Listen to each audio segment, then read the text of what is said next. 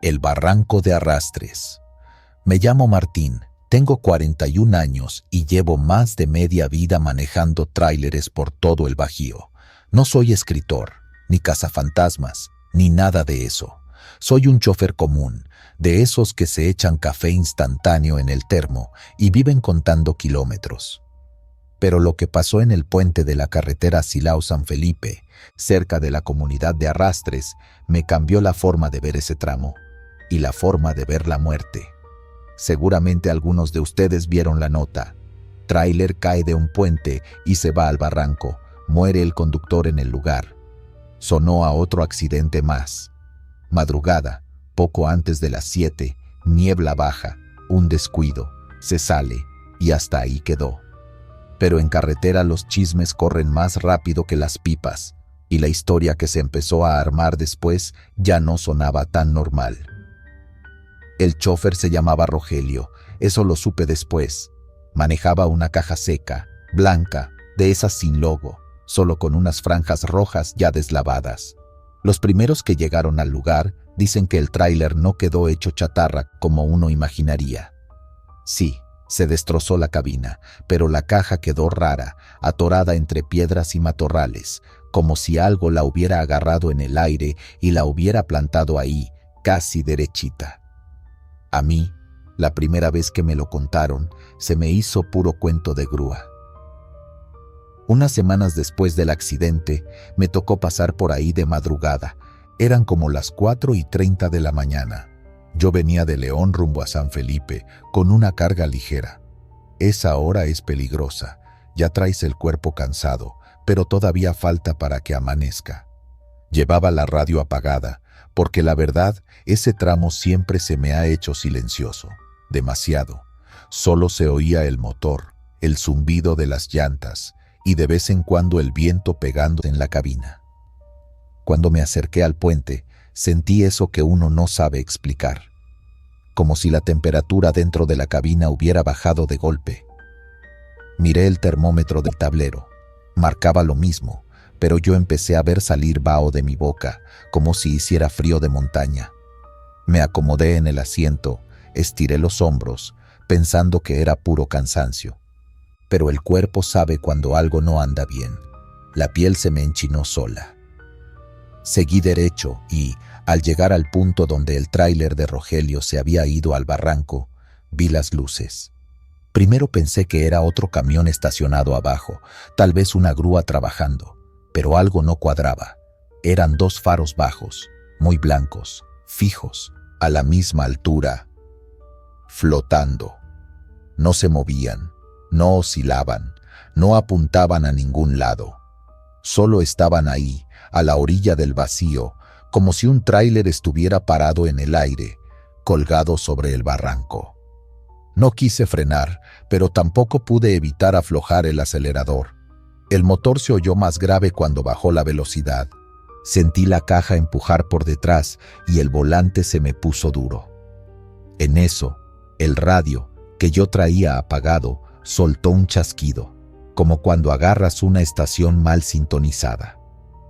Miré el estéreo un segundo, nada más para asegurarme de que estaba apagado, y vi cómo se encendía solo la pantalla azul, sin que yo tocara nada. Se escuchó una voz. No era clara, no se oía nítida como en una llamada. Era como cuando dos canales se cruzan. Un murmullo ronco, cansado. No entendí todo, pero hubo una frase que sí. No llegué. No llegué. Me sudaron las manos al volante. Sentí un golpe seco en la parte trasera del tráiler, como si alguien me hubiera pegado por detrás con otro camión. Instintivamente miré por el espejo derecho, esperando ver las luces de una unidad pegada a mí. Pero la carretera venía completamente vacía. Negra. Ni un solo par de faros, ni cerca, ni lejos. El golpe no fue imaginación. Lo sentí de nuevo, esta vez más fuerte, y la unidad vibró. Ahí sí me ganó el miedo. Apreté el volante con las dos manos, recé lo único que se me vino a la cabeza y pasé el puente casi sin respirar. En el retrovisor, Por un instante, vi de reojo algo que nunca había visto en carretera. Una caja blanca, sin logo, avanzando a mi lado, pero no sobre el asfalto, sino un poco más abajo, como si viajara al ras del barranco, siguiendo mi velocidad. No me detuve, no quise voltear otra vez. Seguí manejando hasta el primer retorno donde hay una gasolinera vieja. Ahí sí me orillé. Apagué el motor, me bajé temblando y me quedé parado un rato, dejando que la respiración se me acomodara. El aire olía a pasto húmedo y a diésel, pero traía un olor raro, como a fierro caliente enfriado de golpe. No les voy a mentir, pensé en regresarme por otra ruta. A los pocos minutos llegó otro tráiler y se estacionó del lado derecho. El chofer, un señor mayor, se bajó con su café en mano. Me vio la cara y me dijo, sin que yo le contara nada: «¿Te pegó también, verdad?». Me quedé callado. Él se subió al estribo de mi unidad, miró la caja por detrás como revisando golpes. Luego se bajó despacio y se quedó viendo hacia el lado del puente, aunque desde ahí casi no se alcanzaba a ver. «Desde que se fue Rogelio», me dijo, «ese tramo ya no está solo». En la mesa de la fondita que está junto a la gasolinera, me contó la versión que ya anda circulando entre traileros. Dicen que esa mañana, cuando Rogelio se cayó, alcanzó a mandar un último mensaje por radio, pero no a la base, sino a un compañero con el que se hablaba siempre. Le dijo: «Ahí te voy alcanzando en San Felipe, nomás cruzo este puente». La llamada se cortó justo en ese momento. Cuando el otro quiso devolverle la palabra, ya no contestó nadie. Según los de la grúa, las marcas de llanta en el asfalto no coincidían con un frenazo normal. No había zigzag ni derrape de pánico. Era como si el tráiler hubiera seguido derecho, pero un poco más hacia la orilla, hasta que el peso lo venció. Lo más raro fue que, en el fondo del barranco, la cabina quedó mirando hacia arriba, con el parabrisas apuntando casi al cielo, como si el chofer hubiera llegado de frente contra algo que no se ve. Desde entonces, cuentan, a cierta hora de la madrugada se escuchan frenos que chillan en el aire, aunque no venga ningún vehículo. Las señoras de la comunidad de Arrastres dicen oír un claxon lejano, insistente, que suena 3 veces, siempre cerca de las 6:45 de la mañana, y luego nada, solo el eco. Los pastores que andan por el monte juran que, cuando baja la neblina, se ven 2 luces metidas entre los matorrales del barranco, muy profundas, como si un camión se hubiera quedado prendido ahí abajo. Pero cuando las autoridades han bajado, no encuentran nada.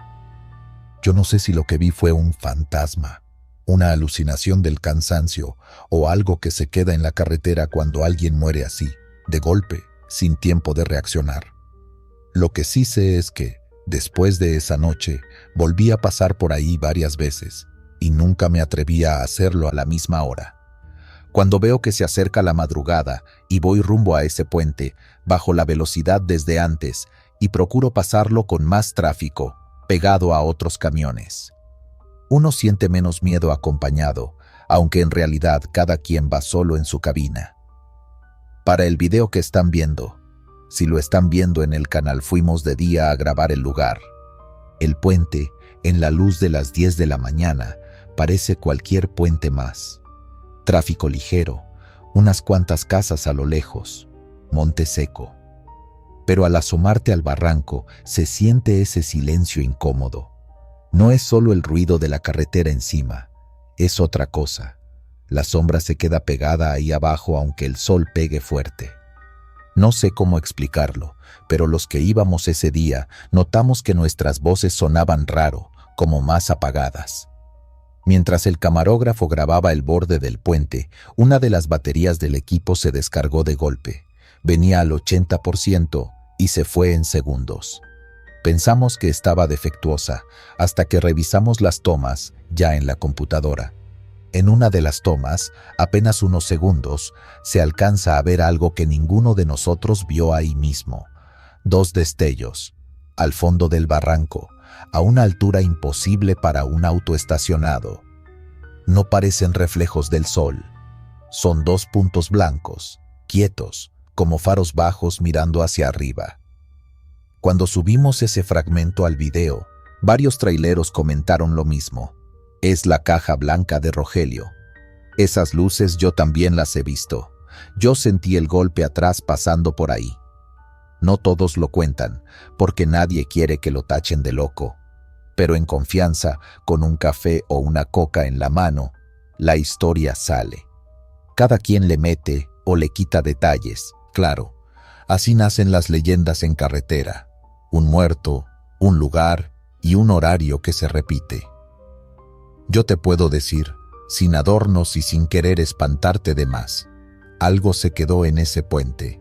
Llámale energía, recuerdo, espíritu, como quieras, pero ahí está. Y si algún día te toca manejar por la Silao San Felipe de madrugada y sientes que la cabina se enfría de golpe, que el radio se enciende solo o que escuchas un golpe seco en la caja sin que venga nadie detrás, no seas terco, no te asomes al barranco, no frenes de golpe, no intentes ver qué fue. Mejor aprieta el volante, reza lo que sepas y sigue de largo, porque en esa parte de la carretera dicen que hay un trailero que todavía cree que va tarde y anda buscando a quien alcanzar. La ruta perdida del desierto de Sonora. Dicen que el GPS no se equivoca, que si la pantalla dice que vayas por ahí, tú vas y punto. Pero en el desierto de Caborca, Sonora, ya hay varios traileros que, cuando escuchan ciertas instrucciones del navegador, prefieren apagarlo y seguir solo con lo que ven sus ojos.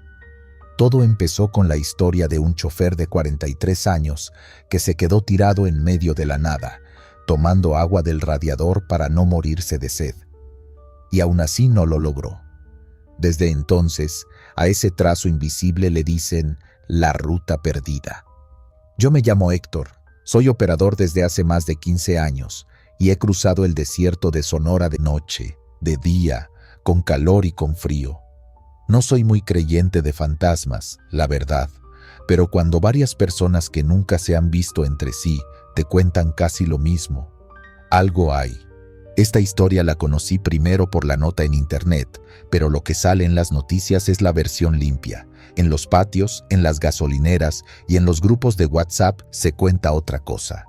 Y eso es lo que voy a narrar. El chofer se llamaba Roberto, así le voy a decir, aunque no era su nombre real. Tenía 43 años, 2 hijos y ya conocía carretera, pero no era tan veterano en esa zona. Aquella noche, según dijeron sus compañeros, le tocó un viaje apretado, horario justo, calor desde temprano y un despacho que quiso acortar camino. Le mandaron la ruta por GPS, una de esas que el mapa marca en azul bonito, como si todo fuera carretera federal bien hecha. Ningún papel, ninguna carta de ruta vieja, solo la pantalla diciendo avance 200 kilómetros y gire a la derecha. Lo que se supo después es que el GPS lo fue metiendo más y más hacia brechas que antes eran caminos, pero que el desierto ya se había ido tragando. Roberto siguió confiado. ¿Cuántas veces no hemos hecho lo mismo? Si el teléfono lo marca, por ahí es. Y en la oscuridad, con el aire caliente pegando en la ventana y el cansancio encima, no es tan fácil cuestionarlo. Las marcas de llantas se acabaron, la señal de celular empezó a fallar y el tablero encendido dentro de la cabina se volvió su única referencia. Fue como manejar dentro de una pecera de luz en medio de un mar negro. Hay un punto, contaron los rescatistas, donde ya no pasa casi nadie. Nada de postes, nada de casitas, solo matorrales secos y montículos de arena. Ahí el tráiler se hundió un poco en el terreno flojo y ya no pudo avanzar. No fue un choque espectacular ni una volcadura. Simplemente se quedó. Cuando intentó reversa, las llantas solo patinaban. Apagó y encendió el motor varias veces. Hizo lo típico: revisar alrededor con la lámpara, tratar de acomodar una piedra, maldecir. Pero no tenía ni señal para pedir apoyo, ni agua suficiente para esperar tranquilo. Y el desierto no perdona. Lo que el parte médico escribió como deshidratación severa, los paramédicos lo describieron de otra forma. Se secó por dentro. Encontraron las botellas vacías, un par de envolturas de comida y el radiador abierto. Trató de tomar de ahí, como hacen muchos cuando ya no les queda otra. El agua del radiador huele a metal y anticongelante. Es espesa, amarga, casi pegajosa. Imagínate estar tan desesperado que eso te parezca opción. Lo subieron todavía con vida, pero ya estaba quemado por dentro por el líquido y por el sol. Murió en el hospital, lejos de la unidad, lejos de la carretera, lejos de todo. Hasta aquí, la historia es triste, cruel, pero normal dentro de lo que se vive en carretera. Lo raro empezó cuando otros choferes comenzaron a decir que su GPS, días y semanas después, en esa misma zona, intentaba forzarlos a meterse por un camino que no existía. No hablo de un simple error del mapa, hablo de instrucciones que aparecían y desaparecían, de giros marcados donde solo había dunas, de la famosa frase recalculando ruta, repitiéndose una y otra vez como si alguien se desesperara del otro lado. Algunos juraban que el mapa mostraba una línea gris, no azul, como una cicatriz sobre el desierto. Yo no me lo creí del todo hasta que un compañero, al que conozco desde hace años y sé que no es de inventar cosas, me mandó un audio mientras cruzaba por Caborca. Se escuchaba el motor, el traqueteo normal, y de pronto el GPS diciendo «gire a la derecha» con una voz más baja, más lenta, como si estuviera distorsionada. Él revisó por la ventana. A la derecha solo había arena. No había camino, no había nada. 2 minutos después, el aparato volvió a su tono normal. Es fácil decir, seguro fue un fallo, pero a las 3 de la mañana, con el sueño pegado y el desierto entero alrededor, esos detalles se sienten diferentes. Yo decidí pasar por ahí unos días después, grabando para mi canal. Aproveché que me tocó una ruta parecida y prendí la cámara desde el tramo donde dicen que se empezó a desviar Roberto. Al principio, todo igual. Carretera, uno que otro letrero viejo, el sol bajando. Cuando cayó la noche, la temperatura bajó un poco, pero el aire seguía siendo seco, áspero, como respirarse papel de lija. Fui marcando en la mente los kilómetros, esperando que el GPS me hiciera alguna jugada rara. Nada. Ruta normal, flecha normal, voz normal, hasta que la señal de celular se fue y se quedó solo el navegador. Fue ahí donde empezó el raro. El mapa se quedó congelado unos segundos y luego se movió de golpe, como si hubiera saltado. La flecha azul mostró un camino secundario a la derecha, una línea delgada. El aparato dijo, clarito, tome la salida. No había salida, solo una franja de tierra más clara, como un viejo trazo de terracería ya borrado. Me quedé viendo esa mancha. El sudor me corrió por la espalda, pero no por calor, sino por esa sensación de que algo quiere que te muevas de tu carril. Le hice caso a mi intuición y seguí derecho. El GPS insistió. Tome la salida, tome la salida, tome la salida. La tercera vez, la voz sonó un poco diferente, como más rasposa. En el video se ve como mi mano va hacia el botón de apagar el navegador y se detiene a medio camino. No sé por qué. Era como si una parte de mí tuviera curiosidad de ver qué pasaba si obedecía. En la cabina se sentía un silencio raro, incluso con el motor encendido. Apagué la radio. No se escuchaba ni viento. El desierto parecía contener el aire. Por un segundo, de reojo, tuve la impresión de ver algo a la derecha, la silueta de un tráiler estacionado en la nada, sin luces, solo la forma oscura contra el cielo apenitas, iluminado por las estrellas. Volteé completo. Y no había nada, solo lomas y matorrales. Seguí derecho, con la garganta cada vez más seca. Me di cuenta de que no había tomado agua en horas, y ahí me llegó un pensamiento que no me gustó nada. Así debió sentirse él. esa mezcla de cansancio, sed, miedo a reconocer que te perdiste. En el parabrisas, por dentro, empezaron a marcarse manchitas blancas, como sal seca. Pasé la mano y era sudor evaporado, pero por un segundo, te lo juro, tuve la sensación de que olía a anticongelante caliente, ese olor dulce y químico que sale cuando un motor hierve. No había razón para eso. Mi temperatura estaba normal.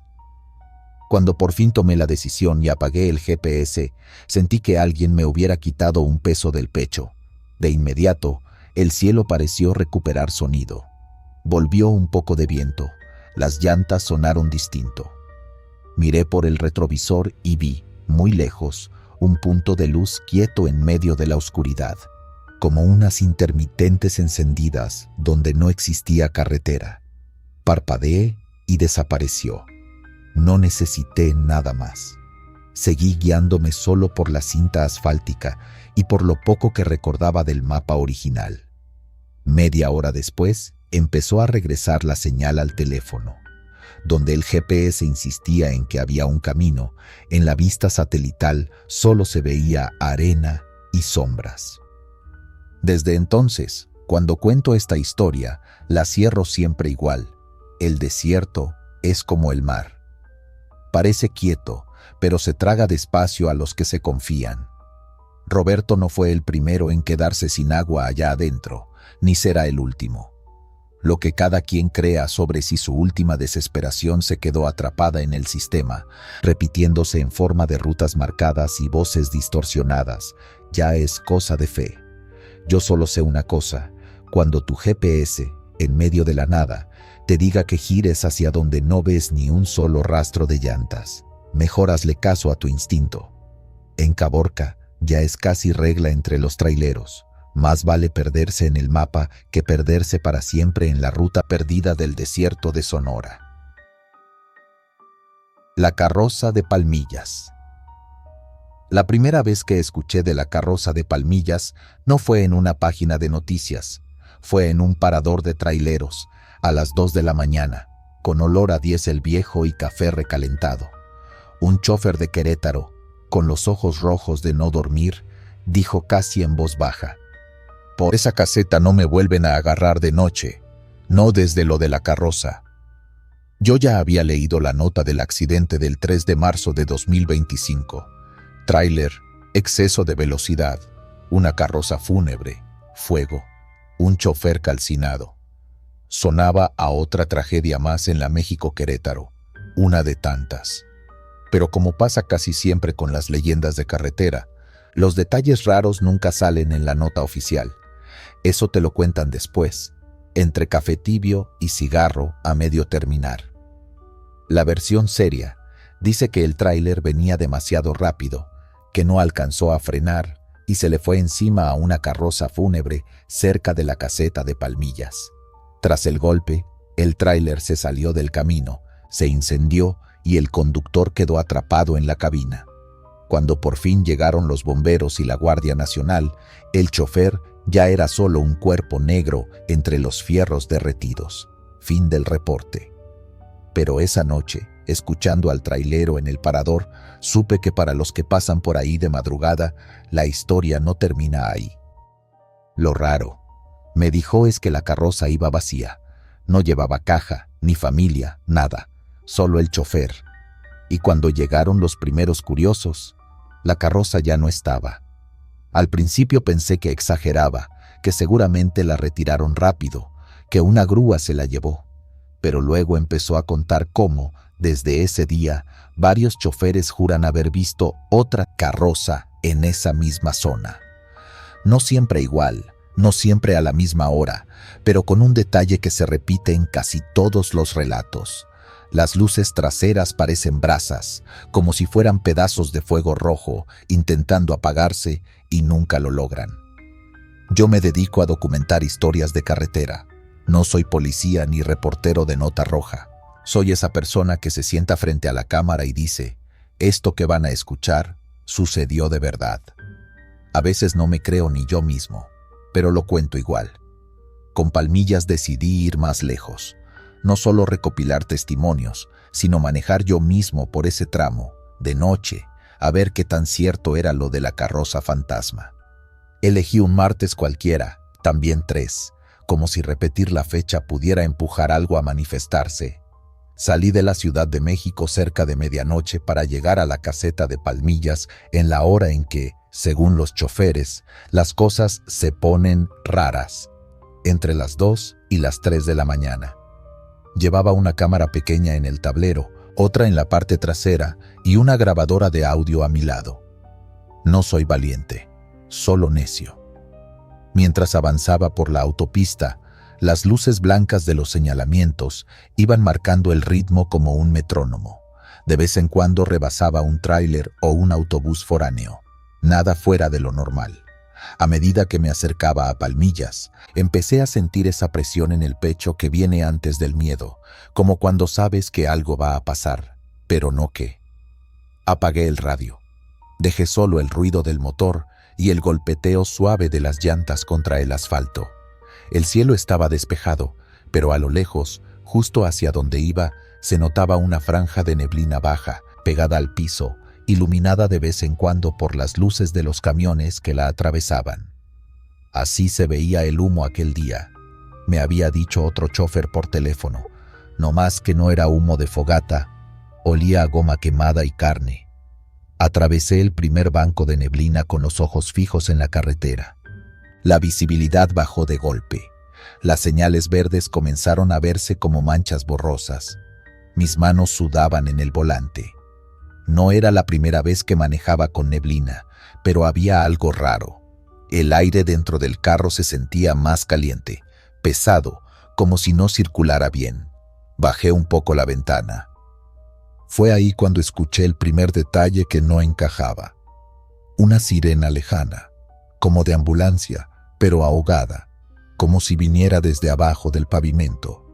No se acercaba ni se alejaba, solo se mantenía ahí, en un fondo constante, mezclada con el ruido de los motores.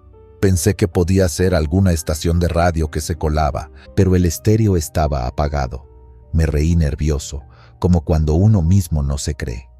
«Relájate, es puro sugestionarte», me dije en voz baja. Poco antes de la caseta, el tráfico se adelgazó.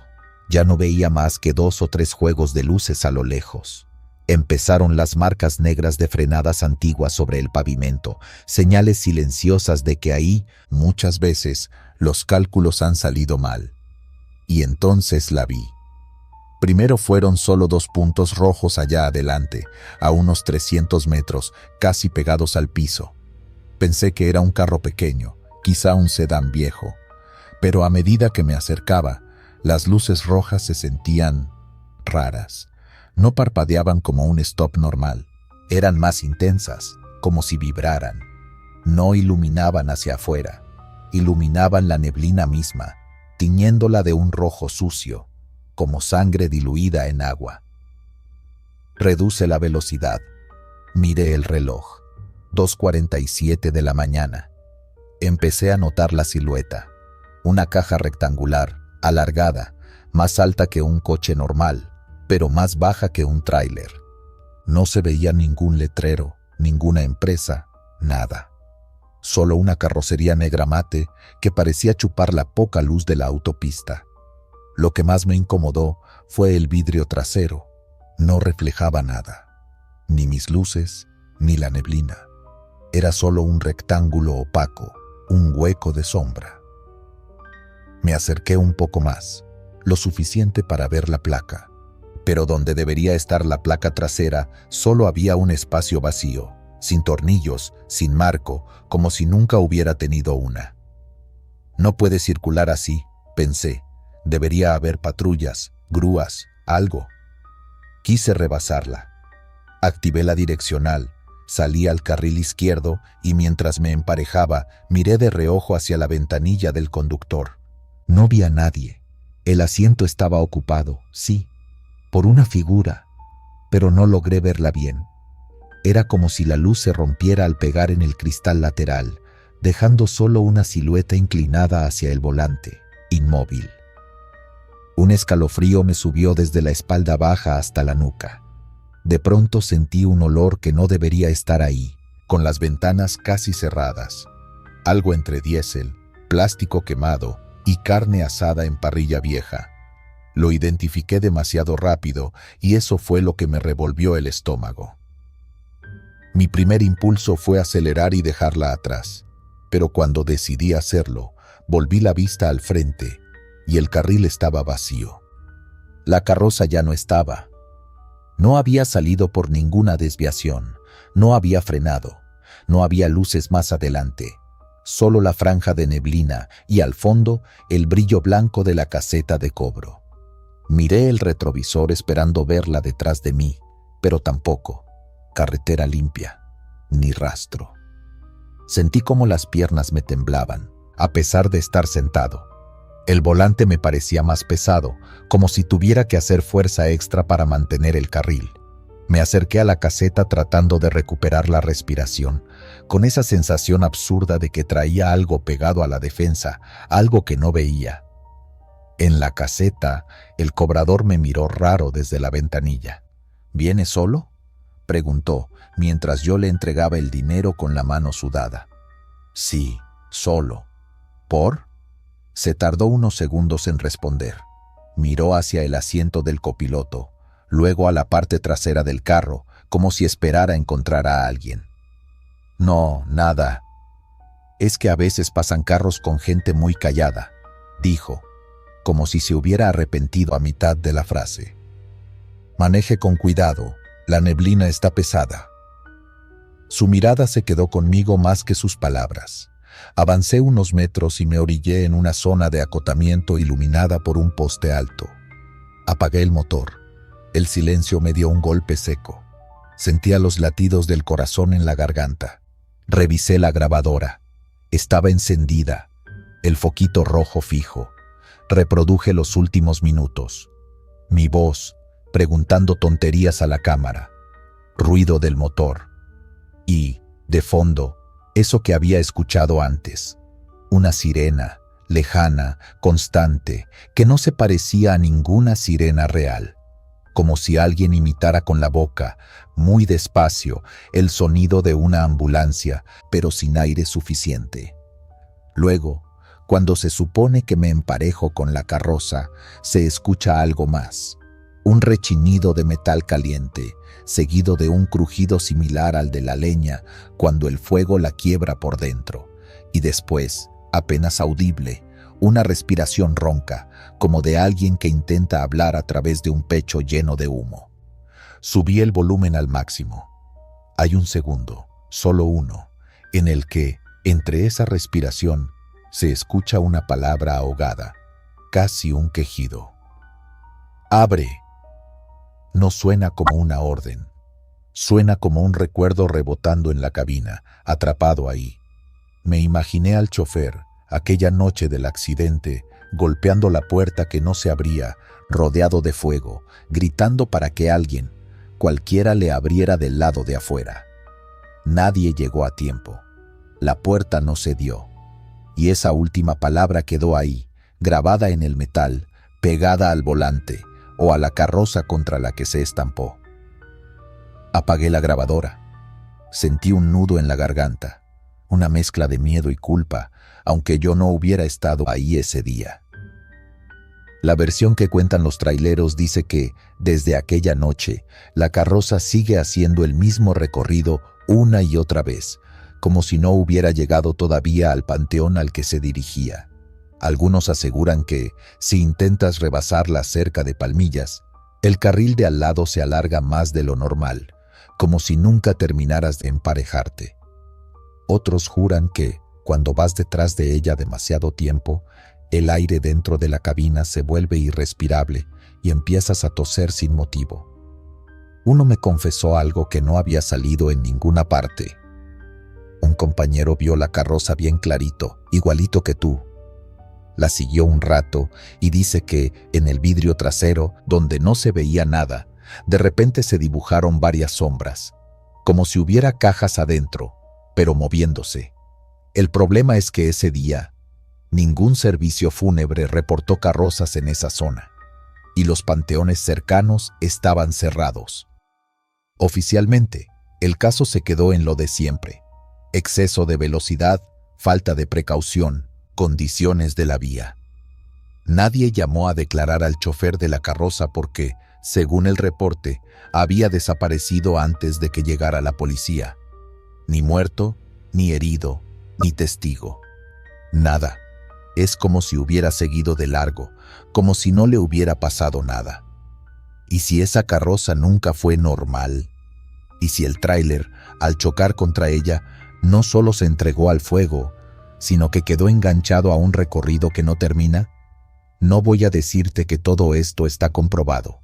No tengo la placa de la carroza, ni una foto clara, ni una grabación perfecta donde se vea el rostro del chofer muerto. Lo que tengo son pedazos, un olor que no cuadraba, un vehículo que desaparece delante de mis ojos, una sirena que suena donde no debería, una palabra ahogada en una grabación barata. Y sobre todo, el cansancio en los rostros de los traileros que prefieren hacer fila en otra caseta con tal de no pasar por Palmillas de noche. Desde aquella madrugada, cuando manejo por la México-Querétaro y veo neblina cerca de la caseta, bajo un poco la velocidad, aunque no venga nadie. Si alcanzo a ver dos lucecitas rojas demasiado juntas, dejo que se vayan, no me acerco. Y si tengo que contar esta historia frente a la cámara, nunca lo hago a oscuras del todo. Siempre dejo una luz prendida detrás de mí, por si acaso. Porque al final, la leyenda de la carroza de Palmillas no se trata solo de fantasmas ni de apariciones en la carretera. Es un recordatorio incómodo. En la autopista, un segundo de soberbia, un "sí me da tiempo", puede atarte para siempre al mismo tramo de asfalto, repitiendo el mismo error una y otra vez, buscando a alguien que por fin te abra la puerta. Y si alguna noche pasas por ahí y ves una carroza negra, sin placa, con luces que parecen brasas, no intentes rebasarla. Déjala ir. Quizá no lleva a nadie adentro. O quizá va llena, pero ninguno de los que van ahí está vivo. Fuego en la 77 de San Felipe. Soy Martín Robles, 46 años, casi 20 arriba de un tráiler. He cruzado medio país de noche, con neblina, con lluvia, con sueño, y pensé que ya había visto de todo. Hasta que conocí la historia del tráiler en llamas de la 77, allá por San Felipe, Guanajuato. Todo empezó el 3 de abril de 2025. Esa fecha la tenemos bien grabada los que rodamos por esa zona. No porque estuviera pasando algo especial en el pueblo, sino porque desde ese día, ese tramo de la carretera San Felipe-Silao ya no se siente igual. Hay lugares donde se nota cuando algo se quedó atorado, como si el camino hubiera guardado una memoria propia. Yo esa noche venía de regreso, cargado con abarrotes. No me tocó ver el accidente en vivo, pero me tocó llegar después y, la verdad, creo que fue peor. En el radio de Banda Civil empezó el murmullo primero, como siempre. Un chofer preguntó si alguien más veía humo adelante. Otro contestó que alcanzaba a ver luces paradas y reflejos rojos sobre el asfalto. Nada raro. Uno piensa en otro siniestro, otra llanta reventada, otro camión atravesado. Pasa diario. Pero en cuestión de minutos, ya todos hablaban del mismo punto. Un tráiler de autopartes que iba dirección a Silao, que empezó a echar fuego por abajo, que el chofer intentó orillarse, que no alcanzó a bajar a tiempo. Uno decía que fue un fallo de frenos, otro que venía muy cargado, otro que seguramente ya traía rato oliendo a quemado y no hizo caso. Nadie sabía bien, solo se repetía una imagen, la cabina hecha horno. Cuando me fui acercando al kilómetro donde había sido, ya no escuché más chistes ni música en el radio, solo estática y respiraciones. De pronto, una voz dijo bajito: "No se vayan a parar ahí, raza. Todavía está llorando". Alguien se rió nervioso, otro mandó callar. Yo sentí cómo se me apretó el estómago. ¿Todavía está llorando? ¿Quién? ¿El chofer? ¿La carrocería? ¿Los metales? No pregunté, solo seguí avanzando, con la mente dividida entre el deber de frenar y el instinto de seguir de largo. Cuando llegué, Los bomberos ya estaban apagando los últimos focos de fuego. Las llamas grandes se habían ido, pero el calor se sentía desde la cabina mía, con vidrios arriba. No olía solo a diésel, olía a plástico derretido, a metal tostado y a otra cosa más espesa, más pesada, que no hace falta nombrar. El tráiler estaba pegado a la orilla, como si lo hubieran empujado a la fuerza hacia la cuneta. La cabina era una caja negra, sin cristales, sin forma, solo un cascarón retorcido. Alcancé a ver, entre luces intermitentes y sombras de los bomberos, lo que quedaba del asiento del conductor, pegado al piso, soldado por el fuego. No me dejaron estacionarme ahí mismo. Pasé despacio y seguí unos metros adelante, hasta encontrar un espacio sobre la tierra. Apagué el motor. No sé por qué lo hice. No era mi asunto. No conocía al chofer. Yo solo era otro más en la fila. Pero algo en el aire, en esa mezcla de calor y silencio, me pidió bajarme. El viento casi no soplaba. A pesar de las sirenas y las voces, había una especie de hueco en el sonido, justo alrededor del tráiler, como si el ruido se quedara cortado antes de tocar la unidad. Di unos pasos y sentí la cara caliente, como cuando te asomas demasiado a la puerta de un horno. Me quedé a un lado de la cinta amarilla, mirando cómo los bomberos hablaban entre ellos. Uno de ellos, un tipo robusto, se quitó el casco y se pasó la mano por la cara. Tenía los ojos vidriosos, no sé si por el humo o por otra cosa. Alcancé a escuchar cuando le dijo a otro. No se quiso apagar, como si alguien siguiera dándole aire desde adentro. Me regresé al camión con la piel erizada. Me subí, cerré la puerta y sin pensarlo, eché seguro. ¿De quién o de qué me estaba cuidando si afuera solo había policías y bomberos? No lo sé, pero me temblaban un poco las manos. Esa noche dormí mal, estacionado en una gasolinera más adelante. Cerraba los ojos y veía la cabina negra, como boca abierta. Soñé que alguien me tocaba la ventanilla y me pedía que lo sacara, que le abriera la puerta, pero cada vez que volteaba no había nadie. Solo el reflejo de mis propias luces sobre el pavimento mojado de sudor. Hasta ahí, todo podía entrar en lo normal. Impresión, mala noche, estrés. Lo raro empezó después, cuando la carretera volvió a abrirse del todo y el tránsito se normalizó. A la semana, ya había versiones corridas entre los choferes, que si en la madrugada, pasando por el mismo tramo, se veía un tráiler parado a la orilla, sin placas, sin marca, nomás las luces traseras encendidas, que si alguno se acercaba demasiado, empezaba a oler a quemado dentro de su propia cabina, aunque el motor estuviera bien, aunque la temperatura estuviera en frío. Uno juró que vio a un hombre golpeando el parabrisas por dentro, con las manos en llamas. Yo no le creí mucho, hay raza que exagera para hacerse notar, hasta que una noche me tocó vivir algo que todavía no consigo explicarme. Venía otra vez por la 77, ya conocía de memoria el lugar del accidente. Era poco después de las 2 de la mañana. No había luna. Toda la carretera parecía tragada por un negro uniforme, sin contornos. Solo mis luces y de vez en cuando el destello distante de otro tráiler.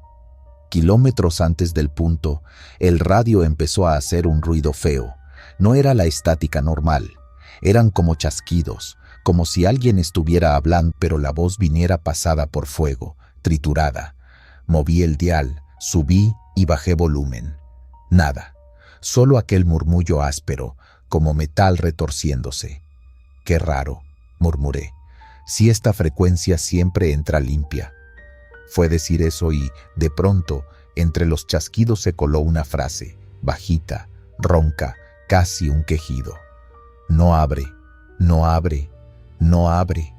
Sentí que se me secó la boca. Volteé por reflejo al asiento del copiloto, como esperando ver a alguien ahí. Obvio no había nadie. Regresé la vista al frente y me di cuenta de que ya estaba a menos de 1 kilómetro del lugar exacto del incendio. Empecé a bajar la velocidad, no porque quisiera, sino porque el pie se me puso pesado en el freno. Algo en mí, muy dentro, me decía que no entrara rápido, que le diera tiempo a la vista de acostumbrarse, como cuando entras a un cuarto oscuro. Fue entonces cuando volví a olerlo. Primero suave, como una memoria, luego directo, invasivo, olor a plástico quemado, a tela chamuscada. Lo reconocí de inmediato. Era el mismo olor de aquella noche con los bomberos, solo que ahora no había incendio, no había sirenas, no había nada. Instintivamente miré mis indicadores. Temperatura normal, sin luces de falla, motor parejo. No había razón para que algo se estuviera quemando. Y sin embargo, el olor seguía ahí, entrando por la nariz como si me quisiera ahogar.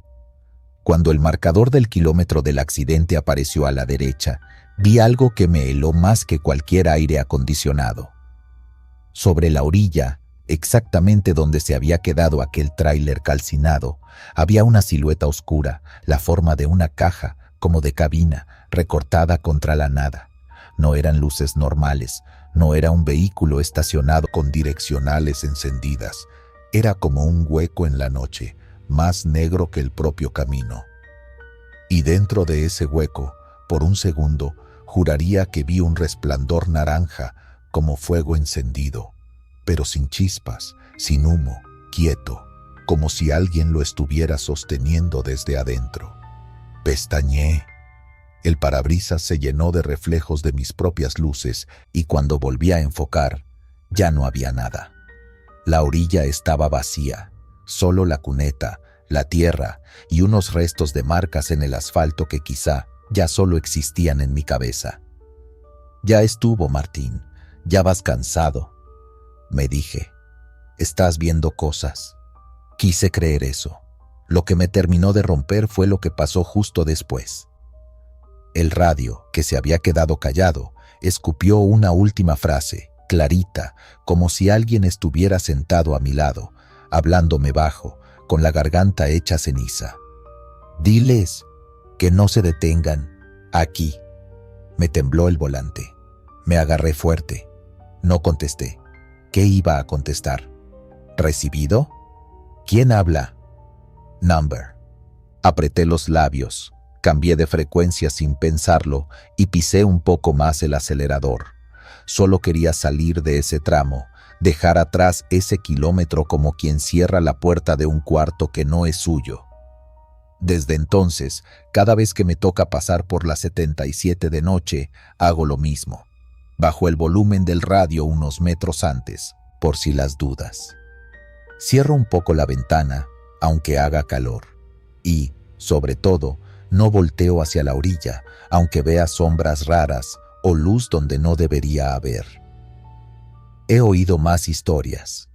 Que si un chofer se detuvo a revisar una supuesta fuga y al bajar encontró su propia cabina reflejada en el parabrisas de un tráiler invisible, lleno de fuego por dentro.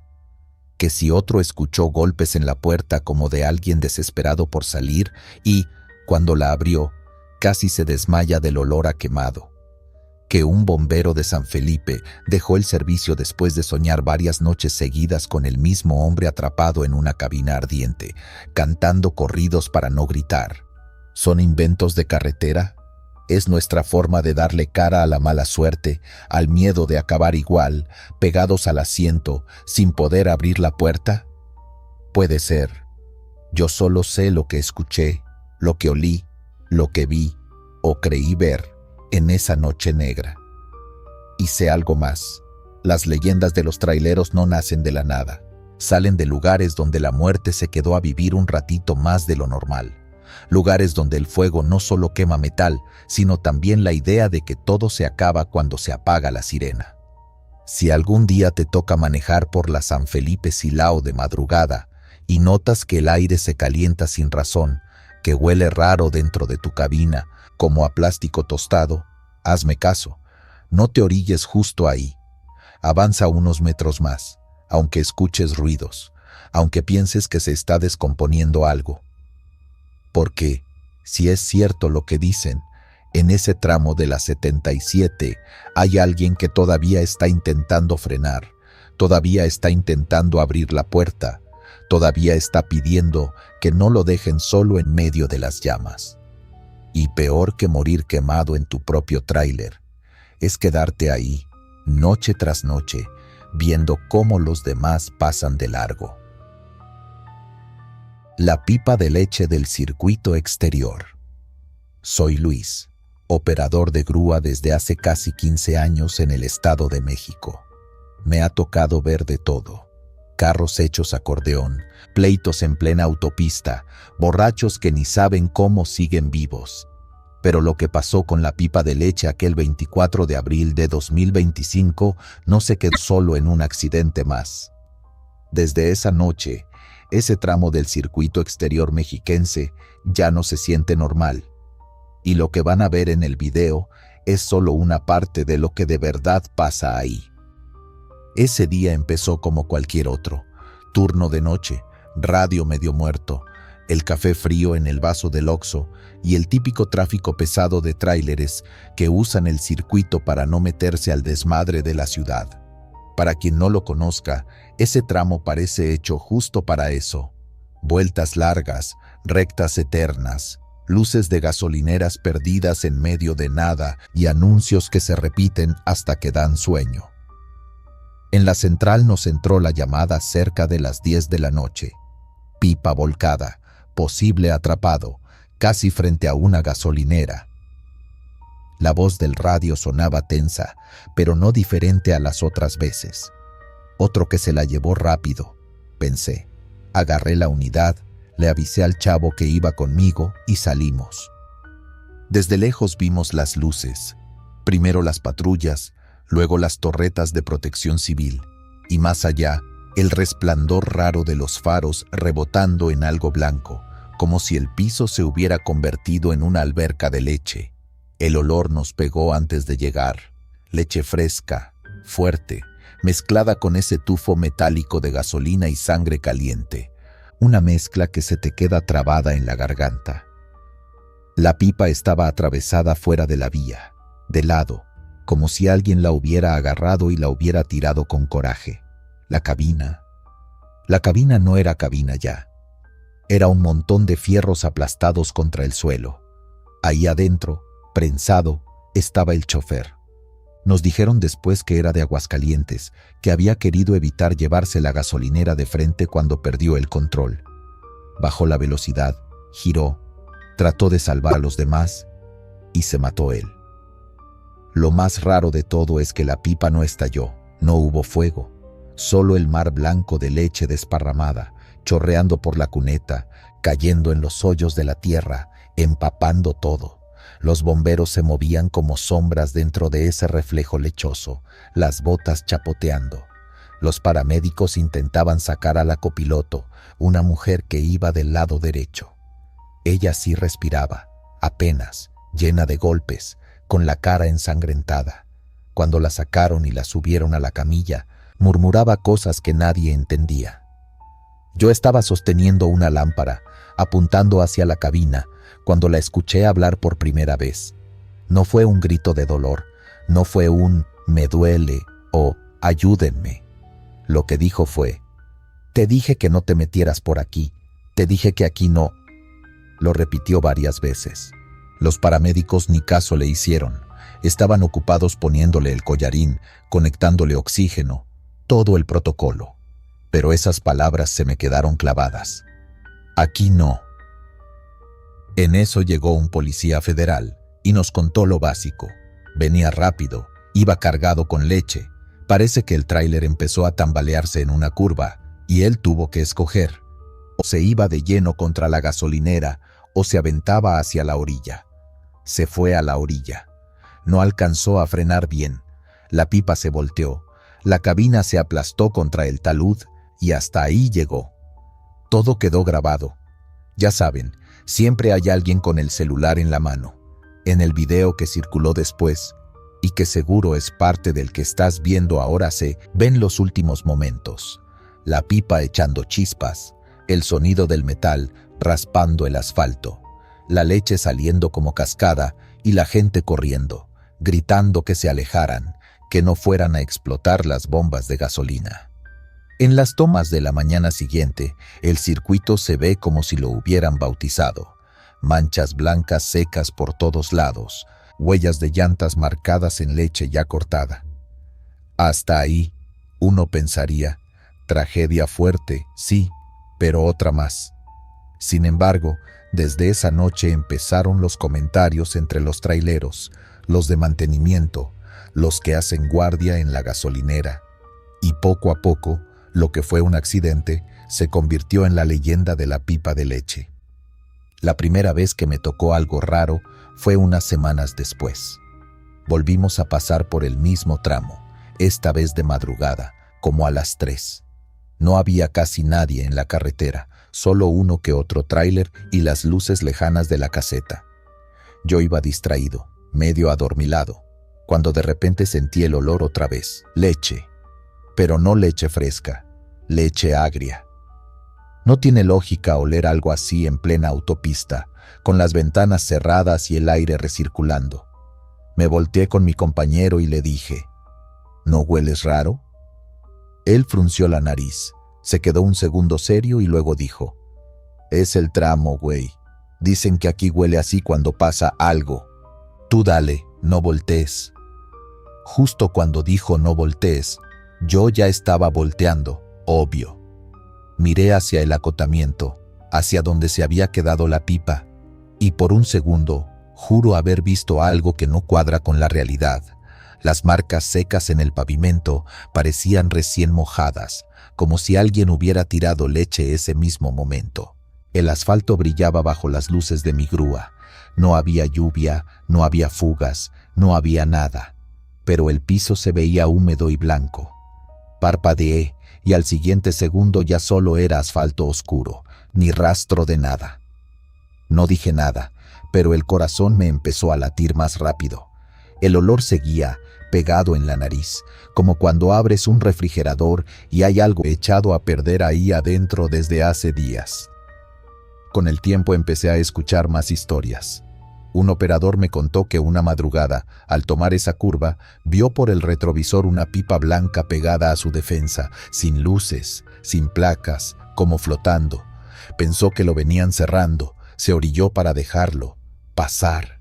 Y cuando bajó la velocidad, ya no había nadie atrás, ni siquiera otra luz en el horizonte. Otro juraba que, al pasar por ahí, el estéreo se le llenó de estática y entre el ruido se escuchaba una voz cansada diciendo, «No me dejes aquí, no me dejes aquí». Una y otra vez, como si alguien siguiera atrapado en la cabina, pidiendo que no lo abandonaran. Yo trataba de no clavármelo. Uno en este trabajo aprende a cuidarse la cabeza. Si te pones a pensar en todos los que mueren, no aguantas ni un año. Pero hubo una noche en particular que ya no pude justificar con su gestión.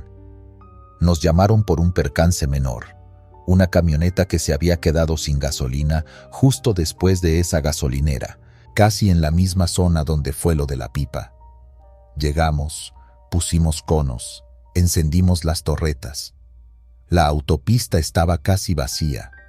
El aire se sentía pesado, como antes de que caiga una tormenta, pero el cielo estaba despejado. Mientras mi compañero ayudaba al conductor de la camioneta, yo me quedé recargado en la grúa, mirando hacia la oscuridad del acotamiento. De repente, escuché algo que sonó como golpes metálicos, 3 veces, muy marcados, como alguien tocando desesperado desde adentro de algo. Tan, tan, tan. No eran ruidos del tráfico, no eran piedras. Sonaban cerca, a unos metros de donde estaba yo. Volteé hacia el lado derecho, hacia el desnivel donde había quedado la pipa aquella vez.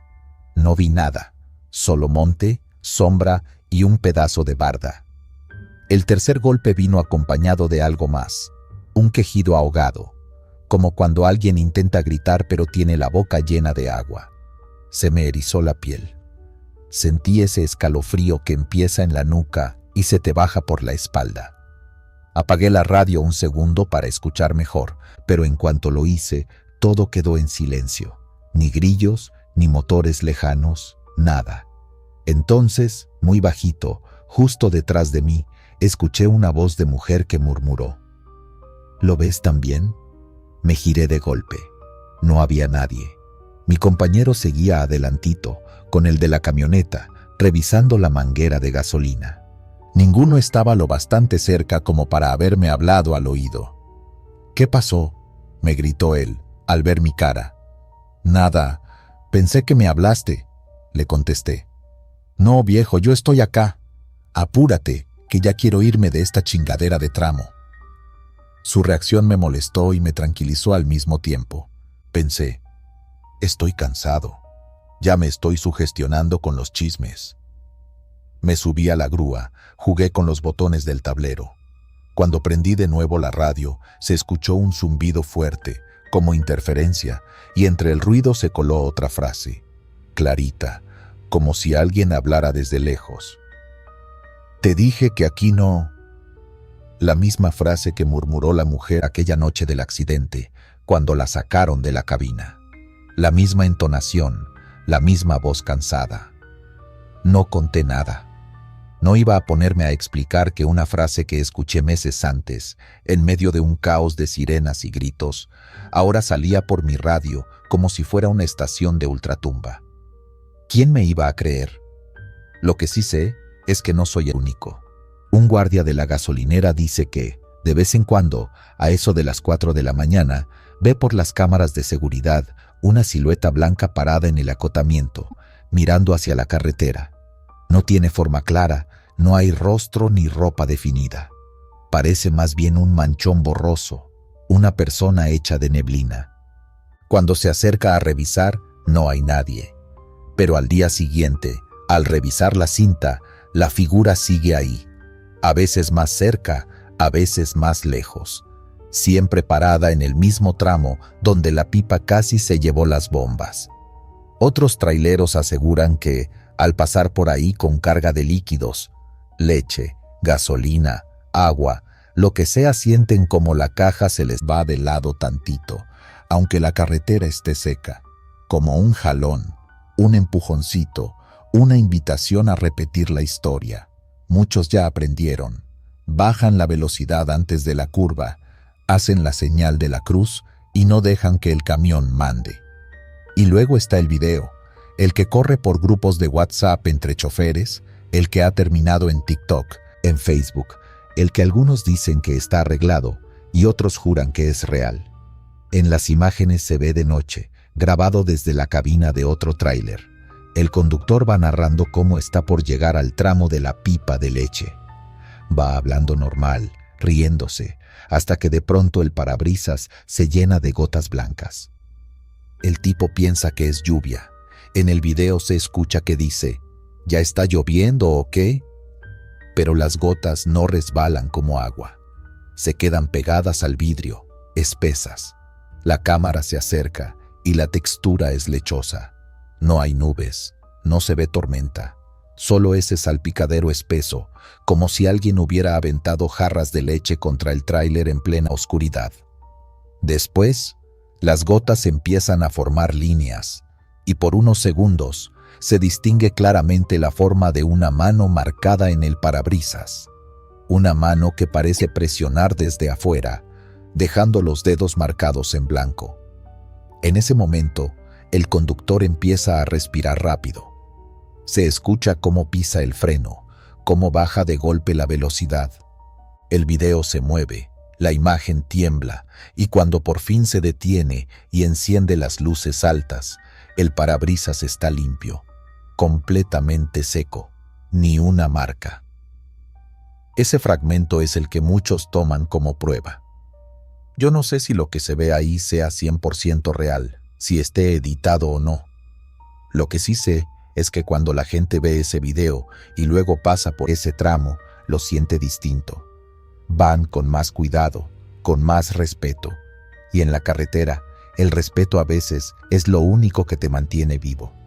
Yo no te voy a decir qué creer, solo te cuento lo que he visto y lo que he olido. El asfalto que parece mojarse solo con leche invisible. El olor agrio que llega aunque vayas con los vidrios cerrados. Los golpes metálicos donde ya no queda ningún fierro. La misma frase repitiéndose como eco en la radio y en la cabeza. Te dije que aquí no. Si alguna vez te toca manejar de noche por el circuito exterior mexiquense y pasas cerca de una gasolinera donde el pavimento tiene manchas más claras, fijamente borrosas, hazme caso, baja la velocidad. No te confíes del camión ni del GPS. Y si de la nada te llega un olor fuerte a leche echada a perder, no te pongas valiente, no quieras ganarle a la curva. Porque quizá lo que se quedó atrapado esa noche entre los fierros no fue solo un cuerpo, tal vez también se quedó una decisión repetida para siempre, la de escoger quién se salva y quién se estrella. Y créeme, nadie quiere ser el siguiente en comprobarlo. La curva maldita de los chorros. Yo no creo en todas las leyendas de carretera que se cuentan en las gasolineras, pero sí creo en lo que vi con mis propios ojos, y eso fue en Los Chorros, allá por Arteaga, Coahuila, en la 57. Si estás viendo este video, es porque ya escuchaste del tráiler que se fue directo contra el cerro, el 6 de septiembre de 2025, en el kilómetro 233. A muchos les pareció otro accidente más. A los que manejamos por ahí desde hace años, no nos sorprendió tanto. Esa curva ya venía avisando desde hace tiempo.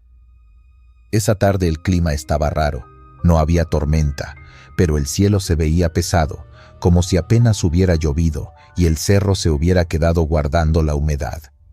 El pavimento brillaba en algunos tramos, como si estuviera sudando.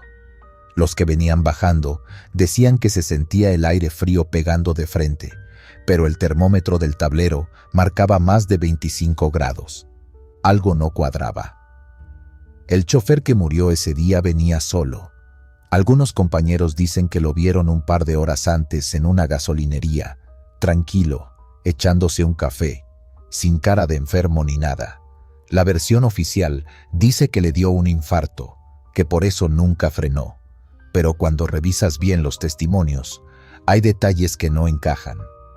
Un operador que bajaba unos minutos atrás asegura que el tráiler no venía haciendo movimientos raros. No zigzagueaba, no venía cojeando. De repente, simplemente dejó de corregir la dirección y se fue derechito contra la viga y el cerro, como si alguien más hubiera tomado el volante. O como si de plano ya no hubiera nadie ahí adentro. Los Chorros siempre ha sido un tramo traicionero. Curvas cerradas, bajadas largas, camiones pesados, frenos que se calientan. Desde hace años se habla de aparecidos, de luces que no pertenecen a ningún vehículo, de claxon que se oyen donde no hay tráfico. La mayoría lo toma a broma. Ya van a empezar con que el muerto del kilómetro tal. Pero pregúntale a un operador que haya pasado solo en la madrugada por el kilómetro 233, con la caja vacía que se mueve más, y verás cómo cambia la cara. Esa tarde, cuando el tráiler se estampó contra el cerro, varios autos que venían atrás tuvieron que frenar en seco. Algunos traían cámaras en el tablero, y de ahí salió el primer video que se hizo viral. El momento exacto en que se ve la caja alinearse, la cabina girar un poco y después perderse en una nube de polvo y piedras contra la ladera. A simple vista, parece solo un accidente. No frena, no maniobra, choca y ya. Pero cuando la gente empezó a revisar cuadro por cuadro, surgió lo que ahora alimenta esta leyenda. En uno de esos videos, justo segundos antes del impacto, se ve algo en la orilla del camino. No es claro, no tiene forma definida. Algunos dicen que es una mancha, otros que es una persona parada muy cerca del acotamiento, del lado del cerro, donde nadie debería estar. Un bulto alargado, delgado, quieto, como si estuviera esperando. El tráiler pasa frente a esa sombra y, apenas la rebasa, es cuando se va directo contra la montaña. No hay volantazo, no hay intento de esquivar, nada, solo el golpe. Cuando llegaron los primeros rescatistas, contaron que la cabina estaba hecha pedazos. El chofer quedó prensado, sin oportunidad de nada. Lo extraño fue que no encontraron marcas de frenado largas, de esas que dejan las llantas mordiendo el asfalto desesperadas. Apenas unas rayas cortas, como si hubiera pisado el freno solo un segundo, demasiado tarde. También dijeron que, al acercarse, la escena se sentía rara. Frío pegado a la piel aún con el sol de la tarde, el eco de los radios sonando cortado, como si la señal se atorara. Un paramédico juró que escuchó un claxon a sus espaldas, volteó para hacerse a un lado, y no venía ningún camión. La noche de ese mismo día, la grúa que se llevó los restos del tráiler tuvo que bajar por el mismo tramo. El operador de la grúa declaró después, en corto, que pensó seriamente en renunciar. Dijo que mientras bajaba, con el chasis retorcido del tráiler atrás, comenzó a escuchar golpes secos en la estructura, como si alguien estuviera pateando desde adentro. Al principio pensó que sería alguna pieza floja, pero los golpes tenían ritmo, como si fueran 3 seguidos. Pausa, luego otros 3. No sonaban metálicos, sonaban huecos, como nudillos contra una puerta. Lo peor fue cuando, en medio del radio apagado, escuchó clarito una voz ronca murmurando su nombre, aunque él no traía identificación visible ni nada que lo delatara. A partir de ahí, el kilómetro 233 se empezó a ganar fama de curva maldita. Los videos del choque, las fotos de la cabina destrozada, las tomas de la montaña con la marca del impacto, todo circuló en grupos de traileros, páginas de sucesos y canales como este. Y con las imágenes llegaron más historias. Uno contó que, al pasar de madrugada por ese punto, vio unas luces rojas estacionadas a mitad del tramo, como si un camión estuviera parado con las intermitentes. Al acercarse, las luces se apagaron de golpe. Cuando pasó por el lugar, no había ni vehículo ni nada, solo la marca fresca del golpe en el cerro. Otro operador dijo que sintió un peso raro en el pecho justo al pasar por el 233, como si le faltara el aire. Sudor frío, manos temblorosas, latidos descontrolados. Pensó que le estaba dando algo, que ya no la contaba. Minutos después, cuando cruzó el último túnel del tramo, el malestar desapareció de golpe. En el examen médico no le salió nada. Presión normal, corazón normal. La coincidencia no lo dejó tranquilo. Me pegó feo en el mismo lugar donde el otro dicen que se infartó. Fue lo único que dijo. Desde entonces, cuando baja por ahí, se persigna. Otros hablan de una figura parada junto al cerro cuando el cielo se nubla. No es un fantasma clásico con sábana ni mucho menos. Lo describen más bien como una silueta muy quieta, alargada, como si fuera alguien con chamarra oscura y gorra, pero sin rostro definido. Algunos dicen que se ve del lado izquierdo, pegado al talud, justo donde el tráiler se quedó sin control. A veces parece que levanta la mano, no se sabe si para pedir ayuda o para hacer señas de alto. Los que alcanzan a verla de reojo sienten un impulso rarísimo. En lugar de frenar, quieren girar hacia la ladera, como si algo los jalara hacia el cerro. Por suerte, la mayoría reacciona a tiempo. Las teorías entre los choferes están divididas. Hay quienes dicen que es el espíritu del operador que murió ahí, atrapado en el último segundo, con el pecho tronándole y sin poder meter el freno. Que se quedó pegado al cerro, reviviendo una y otra vez el momento del impacto, intentando avisar a los que vienen atrás. Otros, los más viejos, dicen que no, que eso que se ve ahí ya estaba desde antes, que por años ha habido accidentes raros justo en ese tramo, camiones que se van a la montaña, sin razón, coches que se cruzan de carril como si los distrajeran, operadores que llegan desorientados al siguiente filtro sin recordar bien esa bajada.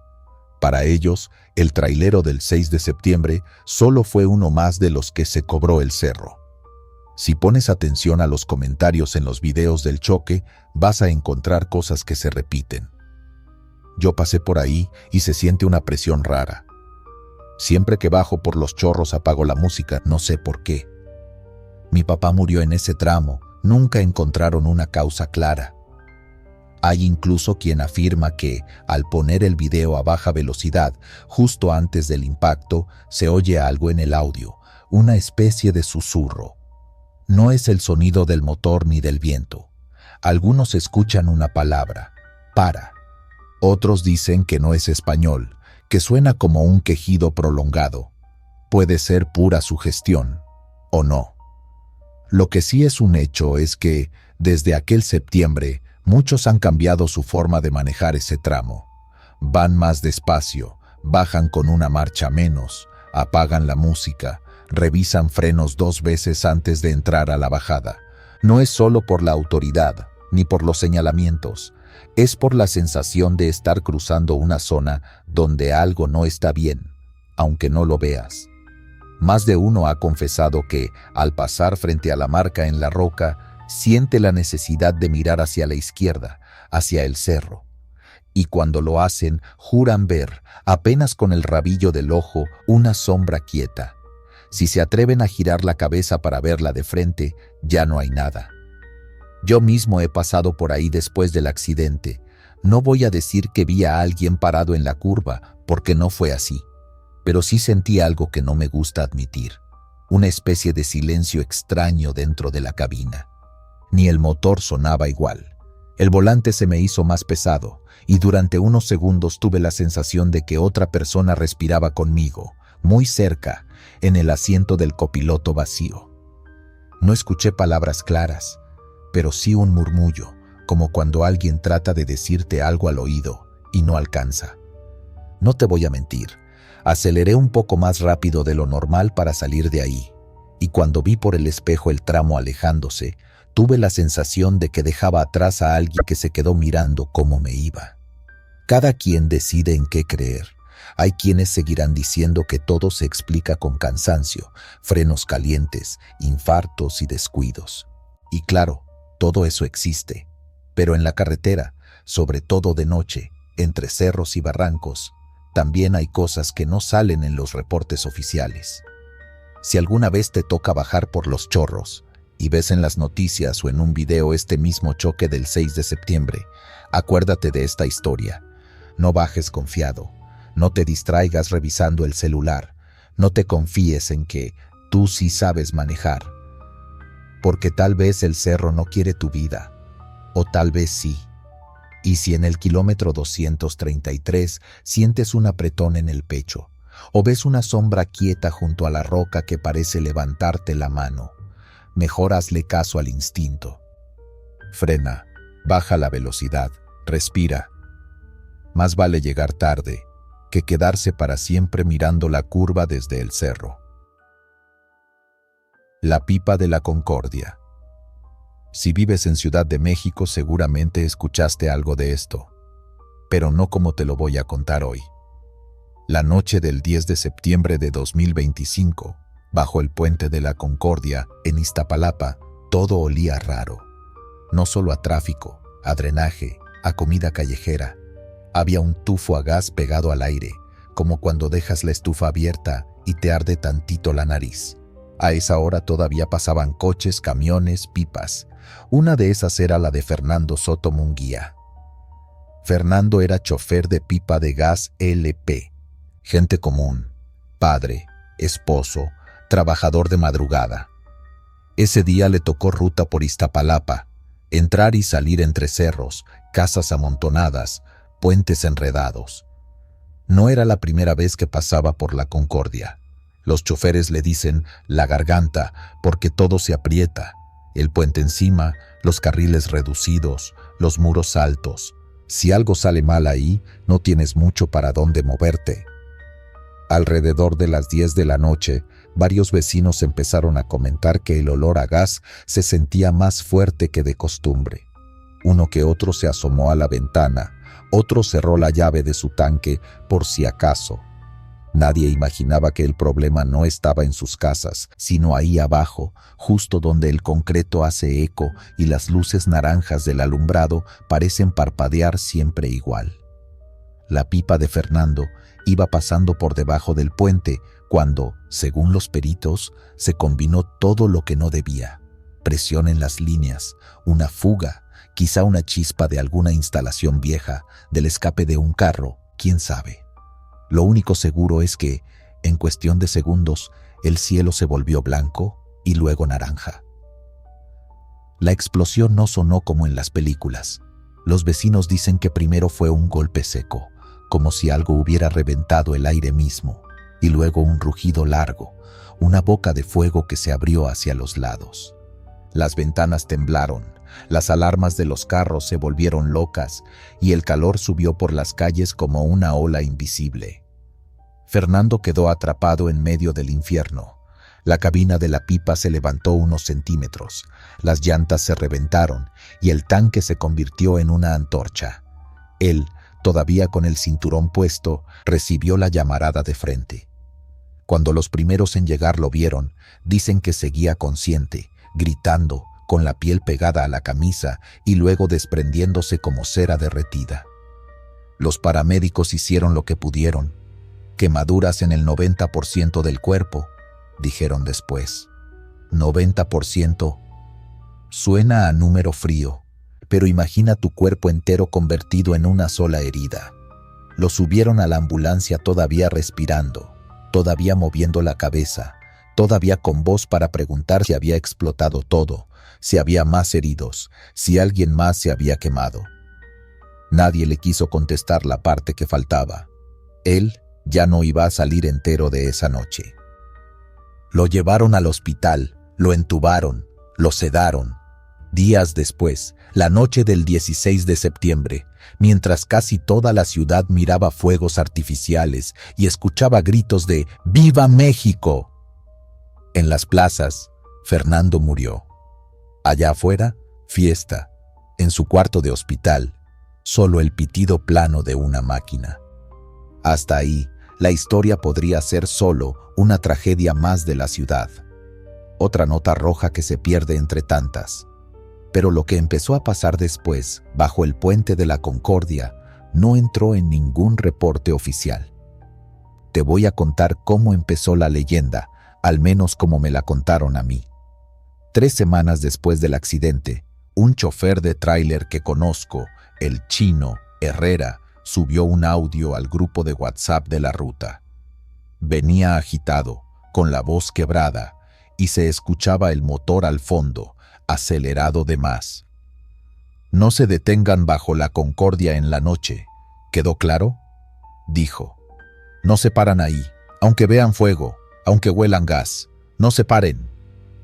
Le empezaron a llover mensajes de burla. Que si ya se había puesto nervioso, que si el susto le había bajado el azúcar, que qué había visto. El Chino, que no es precisamente alguien nervioso, respondió con un audio más largo, donde explicó lo que le pasó. Venía cargado, bajando hacia la Concordia, casi medianoche. No había tráfico, solo uno que otro taxi, algunos coches viejos y a lo lejos, el reflejo anaranjado del alumbrado público. De pronto, empezó a oler a gas. No mucho, nada exagerado, lo suficiente para que frunciera la nariz y comentara en voz alta, otra vez esta chingadera.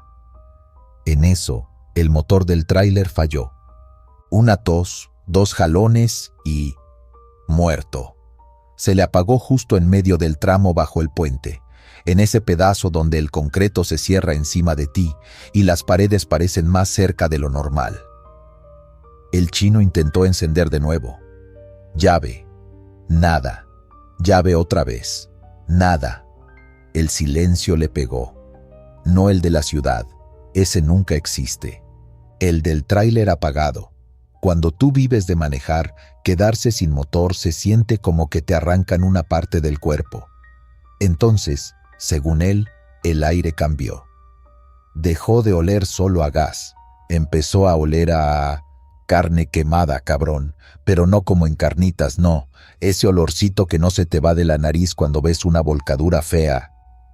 Fue en ese momento, dijo, que escuchó los gritos. No venían de arriba, ni de los lados, venían de abajo, como si, bajo el asfalto, hubiera alguien llamando, pidiendo ayuda. Eran gritos roncos, ahogados, con palabras que apenas se entendían. Ayúdenme. Me quemo. No me dejen aquí. El chino pensó que venía alguien herido, un indigente, un borracho atrapado. Se asomó por la ventana, pero no vio a nadie, solo las sombras largas de los pilares y las luces anaranjadas, fijas, sin parpadear. Bajó del tráiler. El olor a quemado se hizo más fuerte. Sintió cómo el calor le rozó la cara, pero no había fuego por ningún lado. Y ahí fue cuando lo vi, dice siempre bajando la voz, dash, dash. No venía caminando normal. Era como si lo sostuvieran de los hombros, o como si el aire lo trajera arrastrando. Del carril contrario, entre dos sombras, apareció una figura humana envuelta en algo que parecía humo brillante. No eran llamas como tal, no bailaban, no subían. Era una luz pegada al cuerpo, como si la piel siguiera ardiendo por dentro. El hombre traía el uniforme de chofer de pipa, o lo que quedaba de él. La tela se veía negra, pegada al cuerpo, y en algunas partes se abría dejando ver carne roja, húmeda. Lo más raro no fue eso. Lo más raro fue la cara. No tenía ojos, contó el chino. Solo 2 huecos negros, pero sentí clarito que me estaba viendo. La figura levantó una mano, despacio, como si le costara trabajo. Apuntó hacia la cabina del tráiler del chino, hacia el logotipo de la empresa de gas impreso en una calcomanía vieja que traía pegada desde años atrás. El aire se puso pesado, como si el puente se hubiera cerrado aún más alrededor de él. «No me dejen aquí», dice el chino que escuchó, pero no moviendo la boca, sino directo en la cabeza. El miedo se le subió a los ojos. Corrió de vuelta a la cabina. Apenas pudo abrir la puerta. Metió la llave, la giró, y el motor encendió a la primera, como si nunca hubiera fallado. Cuando chequeó por el retrovisor, ya no había nadie en el carril contrario. Desde esa noche, el chino evita la Concordia. Le da vuelta aunque haga 20 minutos más. Y no es el único. Una patrulla de la zona reportó, 2 semanas después, haber recibido llamadas de vecinos diciendo que abajo del puente se veían luces raras cerca de la 1 de la mañana. No sirenas, no torretas, luces azuladas pegadas al pavimento, como si el concreto respirara. Un oficial que no quiso dar su nombre dijo, off the record, que, al pasar, vio una silueta de hombre parado en medio del carril, inmóvil, con los brazos pegados al cuerpo. Cuando frenó para ver si necesitaba ayuda, la silueta se deshizo, convertida en humo. Otros relatos hablan de algo más sencillo, pero igual de inquietante. Gente que pasa por ahí en la noche asegura que, si bajas la ventana y pones atención, todavía puedes escuchar un quejido bajo, como de alguien que no terminó de gritar.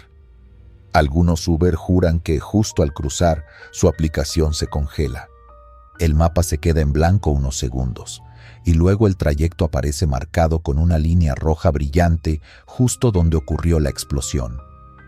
Hay quien dice que el espíritu de Fernando no se quedó en el hospital, que la parte de él que no entendió lo que estaba pasando regresó al último lugar donde estuvo consciente, la cabina ardiendo bajo la Concordia, que quedó enganchado al olor a gas, a las luces naranjas, al concreto manchado, que por eso, cada que una unidad de gas pasa por ahí, el ambiente cambia, el motor falla, los perros del barrio aúllan sin razón aparente. Yo no estuve la noche de la explosión. No vi a Fernando entrar al hospital ni escuché sus últimos latidos, pero sí he pasado por debajo de ese puente de madrugada, y te voy a ser sincero, algo se siente diferente.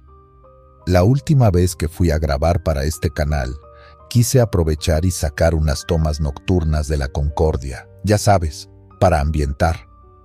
Me bajé con la cámara, micrófono, todo. El ruido de los coches arriba se escuchaba como un trueno constante. Abajo, en cambio, había una calma rara entre cada carro que cruzaba. Encendí la cámara, empecé a hablar, a contar más o menos lo que te estoy diciendo ahora. A mitad de la grabación, un olor a gas me rozó la nariz. Pensé que era sugestionarme, pero de pronto sentí calor en la cara, como cuando te acercas demasiado a una parrilla prendida. Me aparté del muro, miré alrededor. Nada, ni fugas, ni humo, ni llamas, nada. Al revisar el material en casa, me encontré con un detalle que todavía me pone la piel gallina.